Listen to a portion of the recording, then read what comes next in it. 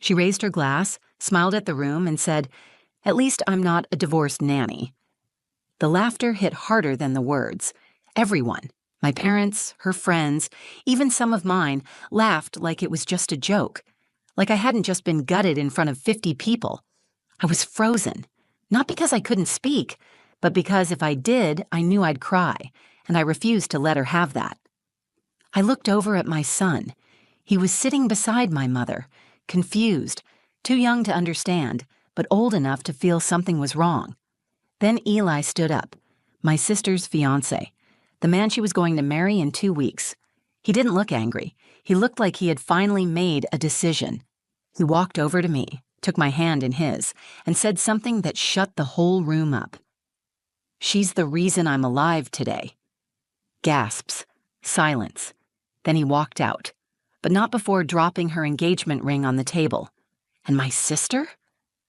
She started crying. I never wanted to go to the engagement party, that's the truth. I tried to convince myself it was just anxiety, just nerves. But deep down, I knew what it really was. I didn't want to be put on display. I didn't want to walk into that beautifully lit magazine-perfect backyard and feel like the cautionary tale everyone whispers about. But I went. I put on the blue dress that still fit me after the divorce. I pulled my hair back the way Benji likes. In a low twist, he says, makes me look like a princess. I painted on the kind of smile you learn to wear after spending too many nights crying alone in your car. The party was held at my parents' house in San Diego. They'd gone all out. String lights in the trees, a bar with handcrafted cocktails, a live jazz duo playing soft background music. Everything looked perfect. Everything always does when it comes to Callie. Callie is my younger sister by 6 years. She's tall, thin, impossibly polished. The kind of woman who speaks in bullet points and wins arguments with a smile.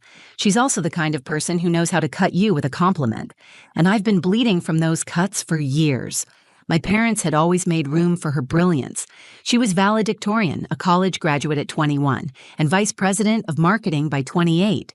She wore confidence like perfume. Everyone noticed when she walked in a room. I, on the other hand, had a baby at 27, quit my job to raise him, and then watched my marriage fall apart while I worked days as a nanny and nights cleaning Airbnb rentals just to cover groceries. People called me resilient. They meant I looked tired. Still, I came to her party. I came because Benji wanted to go. He loves his Aunt Callie. She buys him noisy toys and lets him eat candy for dinner when he visits. He doesn't know about the things she's said. He doesn't see the looks. To him, she's just fun. I came because my mother asked me to. She said, please, just be there. It would mean a lot. I knew what she meant. She didn't want any tension. She wanted both of her daughters in one photograph. And if I'm being honest, I came because of Eli. Eli was Callie's fiancé. He was warm in a way that didn't announce itself. Quiet. Observant. The first time I met him, he asked me how I was.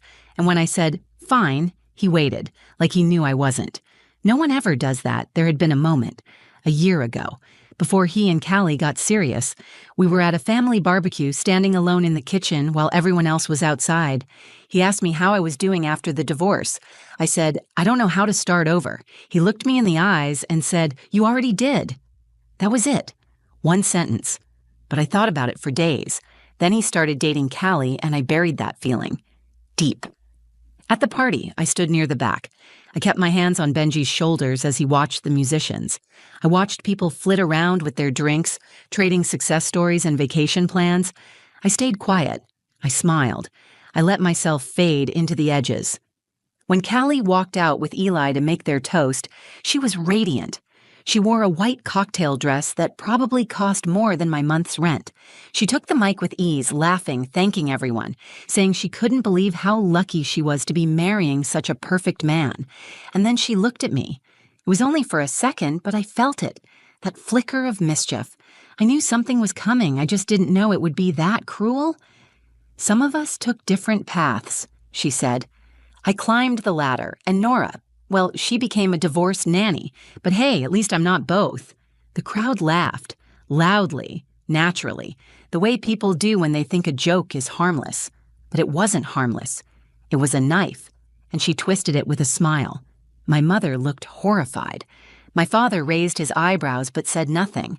Eli didn't laugh. He looked at me and I looked away. Because I felt it again. That sting. That old familiar shame. And I knew, no matter how hard I tried to ignore it, that this night had already taken a turn. The laughter didn't last long, but it lasted long enough.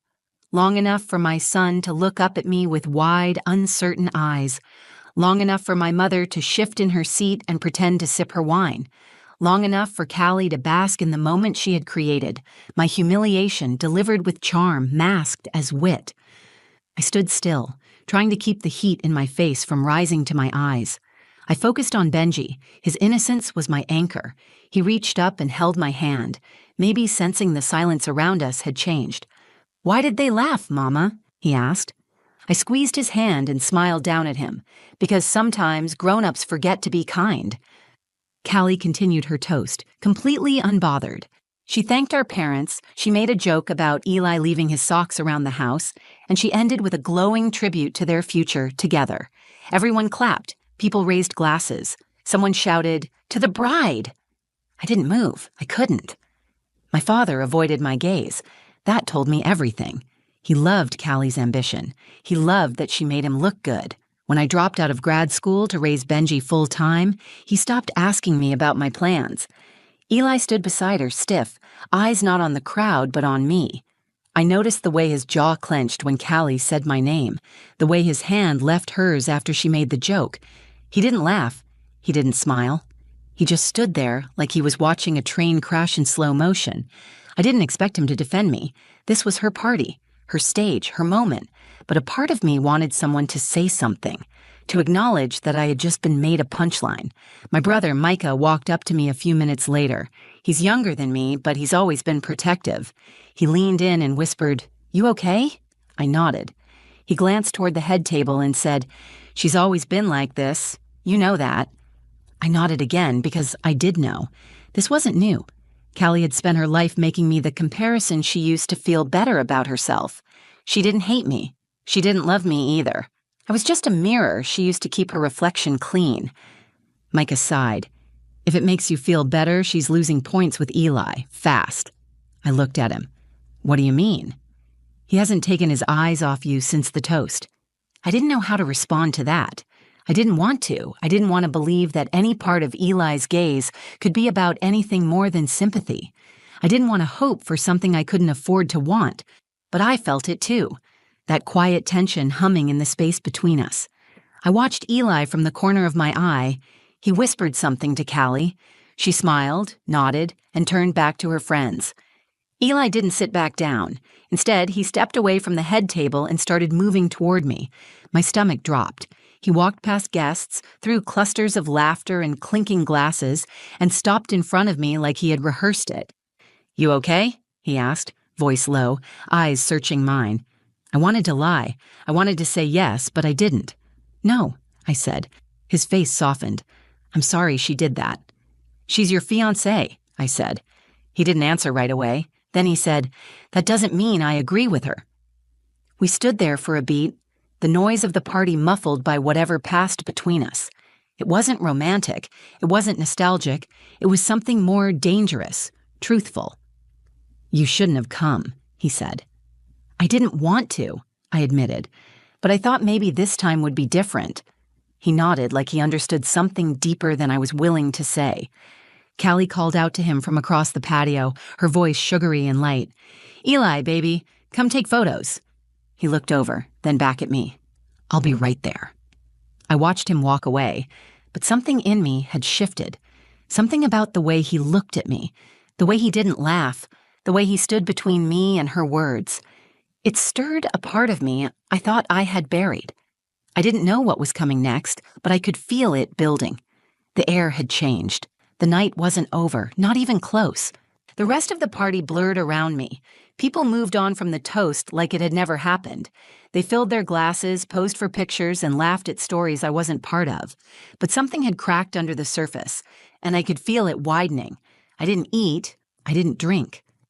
I sat on the edge of the garden wall while Benji ran in circles around a fountain. He had found another kid to play with, which was a gift. It gave me room to breathe. Eli never came back to our side of the patio.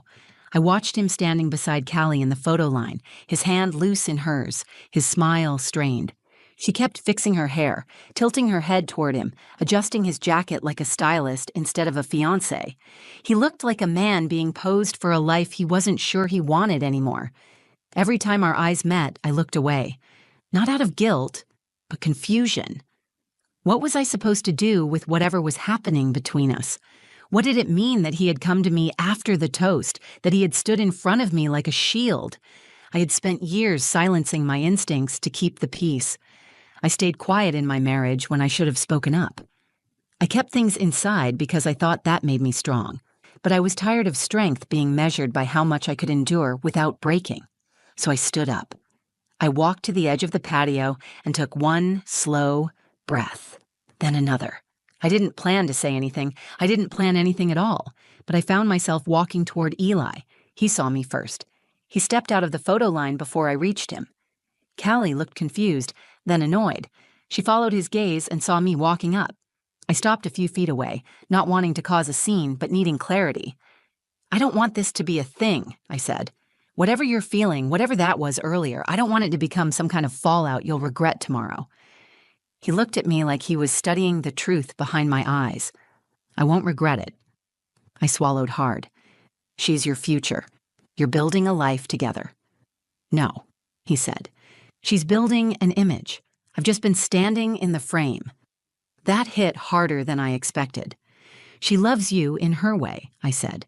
"She loves the version of me that looks good beside her," he replied. "But you saw the version of me no one else did, and you didn't look away." His voice wasn't angry. It wasn't rushed.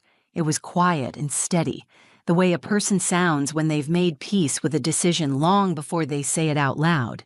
"I don't want to blow up your life," I said. He shook his head. "You saved it." I blinked, unsure how to answer that. He stepped closer. 2 years ago, in that park, when I was at my lowest, you didn't treat me like I was broken. You sat with me. You listened. No one else knew what I was going through, and you didn't need to know everything to care. You just stayed." "That wasn't a big deal," I said. "It was the biggest deal. I was ready to give up. You gave me a reason not to." I didn't realize I was crying until I felt the tears on my lips. I wiped them quickly, but he didn't flinch. He didn't turn away. He just stood there, holding the silence like it was something sacred. Callie's voice cut through it. "Eli," she said from behind him, "what's going on?" He turned, but he didn't answer her. Instead, he reached into his pocket, pulled out the ring box, and opened it. The world slowed. He looked at the ring, then at Callie. "I can't marry someone who thinks cruelty is clever." He turned back to me.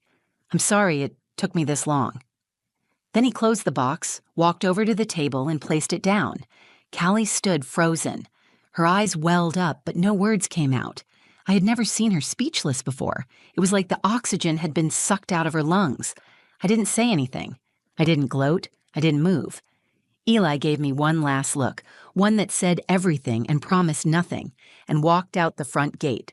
After Eli walked out, the silence clung to everything. It was loud in its own way. No one knew what to say. The clinking glasses had stopped. The conversations fizzled. Even the jazz band hesitated between songs, unsure whether to keep playing. Callie stood at the center of it all, still in her white cocktail dress, frozen like a performer whose stage lights had been cut.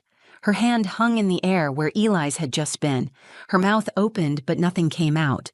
The woman who always had a clever reply, always knew what to say, suddenly looked like a stranger in her own show. My parents looked stunned. My father's jaw was tight, his arms crossed over his chest like he could physically block out the embarrassment. My mother blinked rapidly, clutching her wine glass, clearly desperate to rewind the entire evening. They didn't move toward me. They didn't move toward her. They just stood there, waiting for someone else to make sense of what had just happened. But there was no making sense of it, not in the way they wanted. I knelt beside Benji, who had wandered back to me when the energy shifted. He looked up at me and whispered, "Is he coming back?" I shook my head. "Not tonight, baby." Callie finally broke. Her shoulders dropped, and she let out a single, sharp sob, then another. She backed away from the table, clutching her chest like the moment had physically hit her. One of her friends rushed over and put an arm around her, whispering something no one else could hear. A few others followed, surrounding her like a barrier, as if her pain needed protection. She didn't look at me. Not once. I stayed where I was, holding Benji's hand, feeling the full weight of everything that had just happened. Not triumphant, not vindicated, just hollow. Not because I wanted Eli to stay, but because this wasn't how I wanted the truth to come out. I never wanted to be at the center of someone else's heartbreak, not even hers. Micah came over and crouched next to me. He didn't speak right away. Then he said, "That was insane." I gave a small laugh through my exhaustion. "Yeah, it really was." "You okay?" I nodded. "I think so." "She had it coming, you know." "Maybe, but it still hurts." Micah exhaled. "I don't think he did it to hurt her. I think he did it to finally tell the truth." I looked at my brother, grateful for the clarity. For the first time that night, someone understood it wasn't about drama. It was about being seen. Guests started leaving. A few said awkward goodbyes to my parents. Some gave me sympathetic glances without stopping to speak. Others pretended they had early mornings. The patio emptied like someone had pulled the drain in a bathtub. Callie disappeared into the house with her circle of friends. My parents stayed behind to thank people for coming, their smiles tight, their words robotic. I didn't stay to help. I didn't stay to explain. I picked up Benji and kissed the top of his head. "Let's go home, buddy." He yawned and rested his head on my shoulder. "Can we get pancakes tomorrow?" "You bet." As I walked through the gate, my mother called after me. "Nora," she said. "Wait." I turned. She walked over, heels clicking across the stone path. She looked tired, older than she had 2 hours ago. "I didn't know she was going to say that," she said. "I did," I answered. Her face fell. She searched for something to say, then gave up. She reached out and touched Benji's back instead. "Drive safe," she said. I nodded. "Good night, Mom." When I got home, I put Benji to bed and sat on the edge of the couch, still in my dress, still trying to process what had just happened. I wasn't angry. I wasn't even sad. I felt clean, like something heavy had finally been washed off my skin. There was an envelope on my doormat the next morning. No name on it. Inside was a note written in careful, slanted handwriting. "You saved me. You always did. I'm sorry it took me this long to say it. Eli." I read it twice, then folded it and tucked it into a drawer. Not because I needed it, not because I was waiting for him, but because sometimes the truth deserves to be kept. The next few days moved slowly, like my world had shifted slightly on its axis, and I was waiting for everything to settle. I didn't hear from Callie, not a call, not a text, nothing. But that didn't surprise me. We had always been close in blood, distant in spirit. My parents didn't mention the party when they came to pick Benji up for his weekend visit. My mother brought homemade soup and my father handed me a bottle of wine, like an apology neither of them could speak out loud. I accepted both. I wasn't angry with them. I wasn't looking for an apology. I just didn't want to pretend anymore. Eli didn't come back. He didn't knock on my door or try to explain himself. After the note, there was silence, and I was thankful for it. Because he had already given me what I didn't realize I needed. He had told the truth. He had looked at me in front of a room full of people and said I mattered. Not because I was strong or resilient or good at enduring pain, but because I had once sat with him in the dark without asking for anything in return. That small moment, the one I had buried so deeply, turned out to be the one that changed everything. I wasn't in love with Eli. Not really. I had cared for him, maybe more than I let myself admit, but what I felt now wasn't longing. It was relief. Because for the first time in years, I didn't feel like I was apologizing for my own life, for being divorced, for being a mother, for being a nanny. I used to flinch when people asked what I did for a living. I would lower my voice and say, "I'm just a nanny," like it was something to be ashamed of. But not anymore. Because what I do matters. I'm trusted with children. I hold space for families. I show up. I protect. I love. That is not small. That is not weak.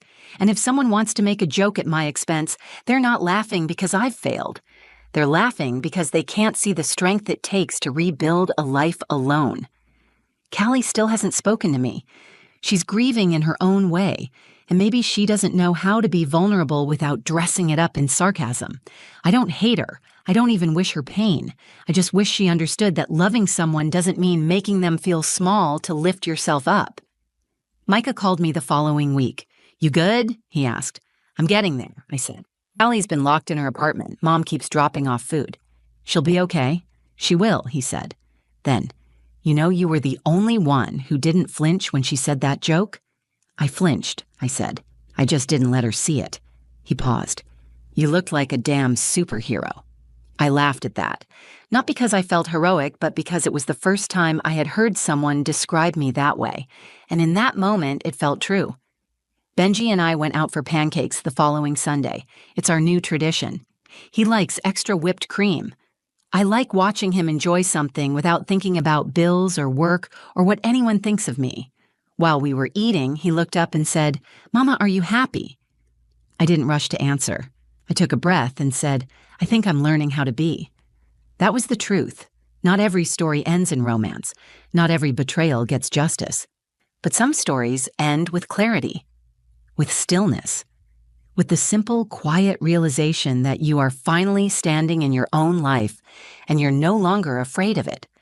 People saw me fall apart, but they also saw me stand back up, and that's the part they'll remember. Because sometimes, the most powerful thing you can do is not fight back. It's not prove them wrong. It's to keep going, to keep showing up, to keep being exactly who you are. No apologies, no shame. That's the real victory. If this story resonated with you, if you've ever been underestimated, laughed at, or pushed aside, I hope it reminded you that your worth isn't measured by someone else's opinion. You are not your job title. You are not your mistakes. You are not what someone says about you when they're holding a microphone. You are the quiet strength that keeps showing up, even when no one claps for you. If you felt something while watching this, please take a second to like the video. It really helps more people find stories like this one. Share it with someone who needs a reminder that they matter. Maybe it's your sister, your friend, or maybe it's you. I'd love to hear your story in the comments. I read everyone, and your voice matters here. And if you want more real, raw, honest stories about resilience, truth, and the moments that shape us, hit subscribe and turn on notifications. There's more to come. Thanks for watching. And remember, sometimes the strongest thing you can do is stand still and let the truth speak for itself.